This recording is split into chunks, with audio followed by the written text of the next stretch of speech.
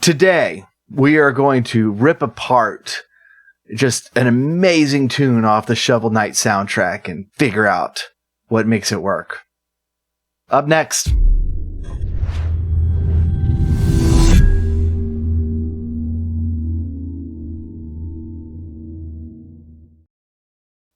Hey everybody, this is the Techno Funk Boy, and I'm your host, Paul. Really appreciate you tuning in. One of the things we like to do on this channel is to take retro game soundtracks and kind of tear them apart a little bit and see how everything fits together. Shovel Knight's not really a retro game soundtrack, but as many of you know, it did use one of the NES chips to produce all of its sound, to get that retro feel. And I did a reaction to this video not long ago. I'll go ahead and put the link up here. I haven't played the game.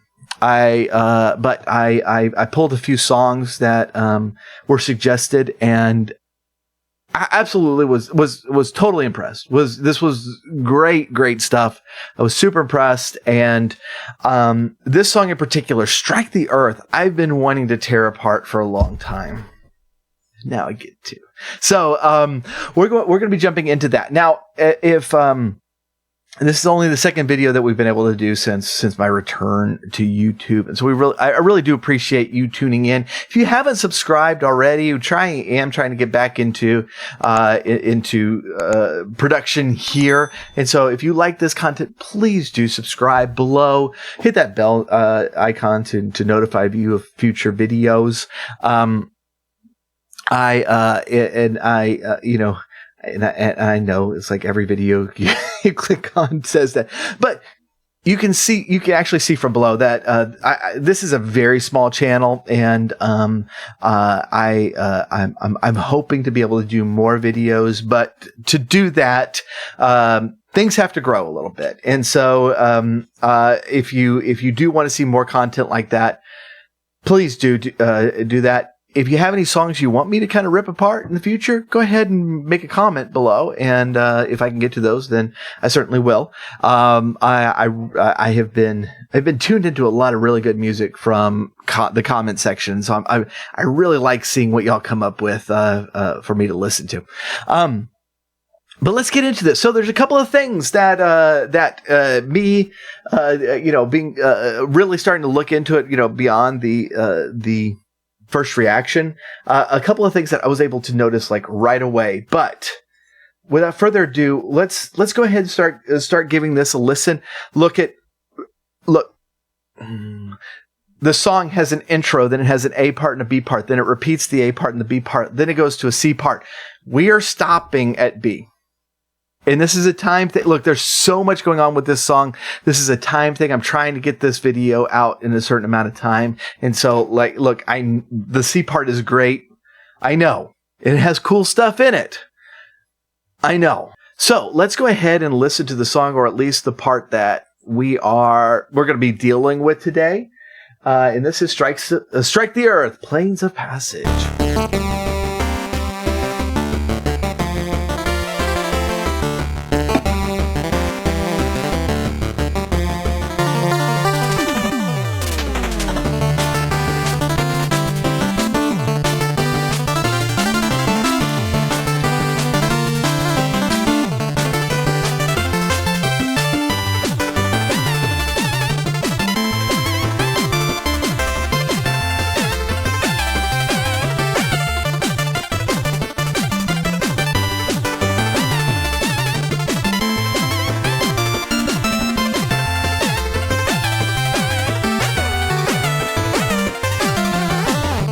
All right, we're gonna stop there.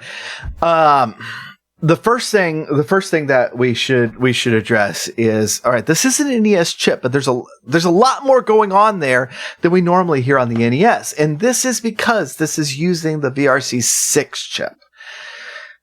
I don't think we actually ever got a game with the VRC6 in North America. This was, I think, most famously used on the Castlevania 3 soundtrack. So if you ever do it, like, and we might do a video on this because this is a fun thing. The Japanese soundtrack for Castlevania 3 is a lot different than ours. The songs are the same, but there's a lot more going on there because they used this chip. And in the North America version, they stripped that out and gave us the basic NES chip that doesn't have all of the channels or the subtlety. So the normal NES chip has a couple of square waves, a triangle wave, a noise channel, and then it does have a wave channel that isn't usually used all that much. But this chip adds 3 more channels, another couple of squares, and a sawtooth. But those 3 channels have additional ability to adjust things, where the base chip is very, very much like there's one knob and it has just a couple of settings on it, and so you can adjust things a little bit, but not a lot. We're going to see how much the different approach is. So this game is using that chip, and so we have a lot more music going in, a lot more parts going in right up front. The second thing is that, and this is important because when I first heard, and this is in that reaction video, when I was first listening to this, when it cuts to that B part in that chord there, which is a G major, I think I said something like, what is that chord? That is a great, that's a really choice chord. That's a great transition. The reason for that is that this is in D Dorian. D Dorian is fun. So this is going to be real quick. D Dorian is a lot like D minor. There's actually only one note difference, and that's the 6th note in the scale. And the D Dorian has, the D minor makes it flat. D Dorian does not. That one note makes a huge difference, specifically in the 4th chord, which in D is G. So I'm going to switch headphones to my keyboard headphone so I can hear what I'm playing. But we have D minor. And then if we're playing in a minor key, a lot of times when we go to G, we're going to go to G minor. All right? But what this song does, in D Dorian, that G is going to be major. So D. See? All right? So like in the first case, it was this is a lot of times when you'll get like more melancholy, more sad tones out of it. But that G adds actually a lot of spunk to this vote. It's really, really cool. And so when we get to that B part, we cut directly to that 4th. Like that. That G pushes this song so much, and it's so good. I absolutely love it. It's just a really good choice, and one of the fun things you can do in a Dorian mode. So let's we're gonna check out what we're doing in the bass first, because a lot of times if you follow channels like this or anything that talks about the NES sound chip, you're going to hear this a lot. That a lot of times when we get kind of a tom sound, we're getting it out of the triangle wave, and that's when it's like playing the bass part, but it will cut out of the bass to a note up here, just real sharp, boom, and then back down to the bass. We're going to hear that. We're going to only play the triangle wave, which is the bass part here. So this is the intro.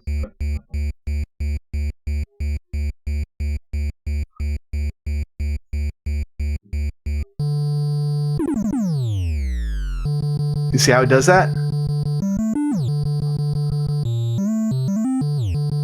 These slides are so cool. Here's this chord. Okay, this is the B part. Here. It's making it sound like a percussion. Boom, boom, boom. Slide is so good.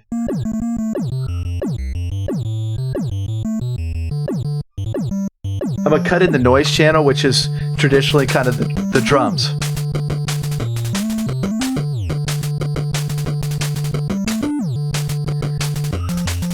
Here it is.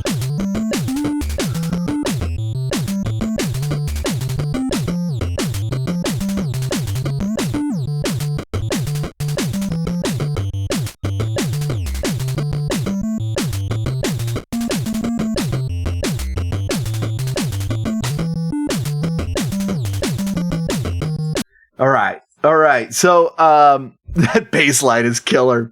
It's just so good, and with the drums especially, that's just a very, very cool driving beat.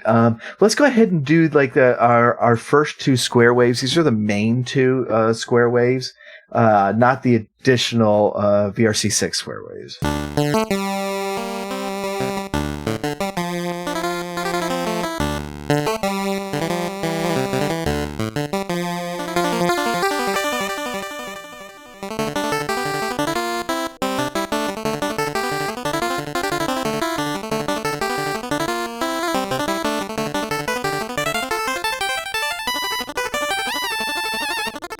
Wait, which one is that? Listen to that. Oh, yeah.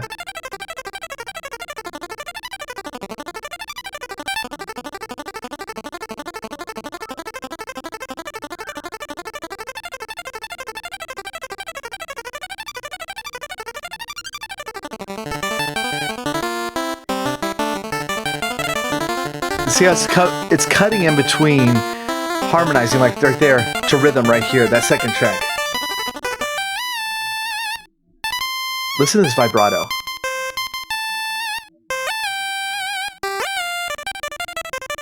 Cut to a rhythm part right there. Right there, yeah.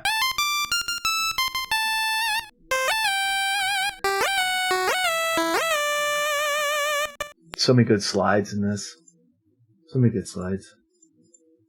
Let's check out the additional tracks, those Castlevania chip tracks. Actually, you know what?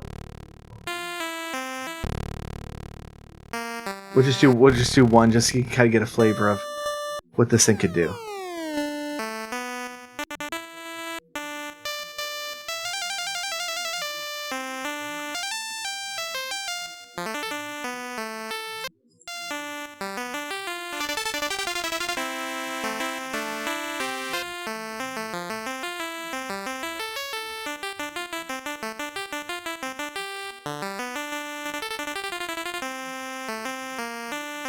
Nice. Let's cut those rhythm parts together. They just have so much punch to them. What is that sawtooth doing? All right.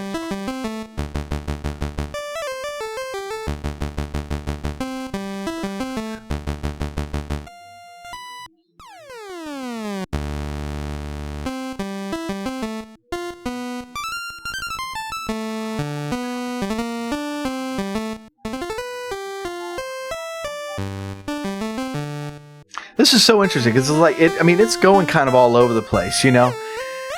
It doesn't necessarily need to provide any single part, you know, because the other instruments are kind of covering everything. So it can hit a bass note when we need a punch, and then bounce up into the treble to add to kind of the force there.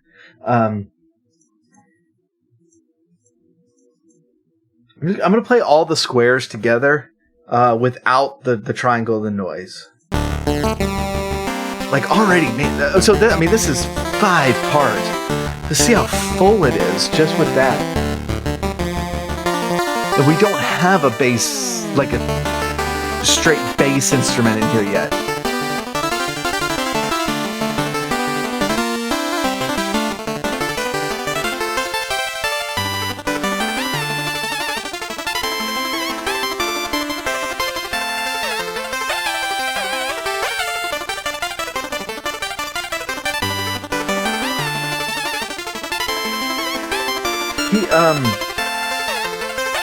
We're like emphasizing. Okay, there's a part in here I want to focus on, but we're like emphasizing certain moments by adding instruments into it and, you know, pushing it out forward.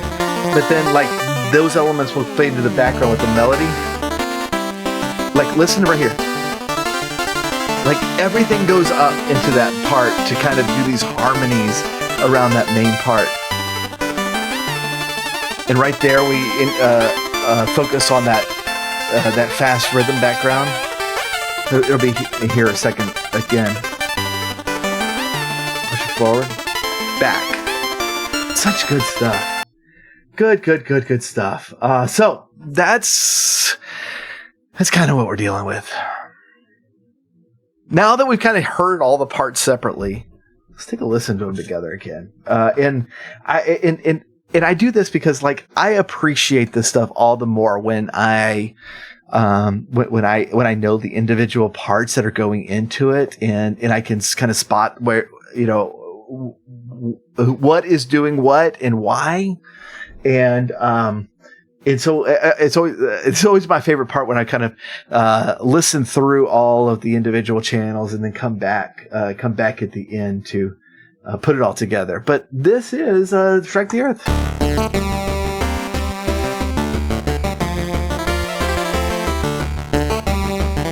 Now we got the triangle back and here the bass is just pumping away.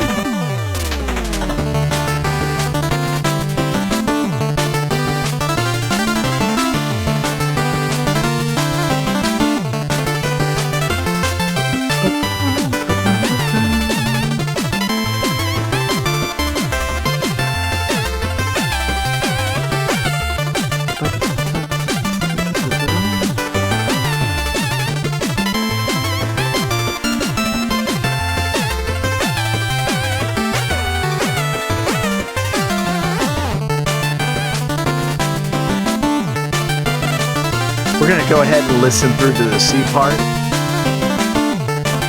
Even though I didn't have time to take it apart, but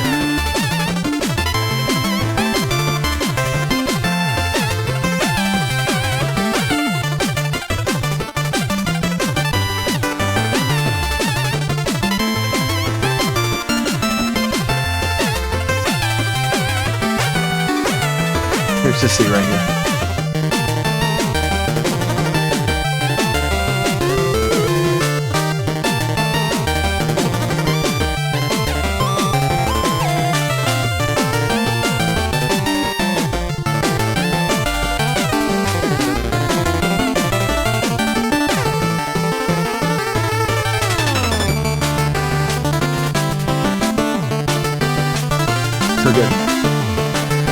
So good. Yeah. All right. We could keep going on this. We could keep going. This is such a great tune on a great soundtrack, and I'm really happy to have been able to check it out and to dig more into it. So, again, really appreciate y'all hanging out. If you haven't done so already, please subscribe. You're going to find links to Discord, Twitch, and all the stuff down below. I also do have a new song of my own out. This was a theme song that I did for a Dungeons and Dragons actual play podcast called Rolling Through the Realms. And I really like it. And so it's on all the places. If you look up Techno Funk Boy, you'll see all of my music there. But otherwise, stay in touch. I'm not sure exactly what my release schedule is going to be right now, but we are back and looking forward to digging this stuff more. So really appreciate it. We'll see you next time.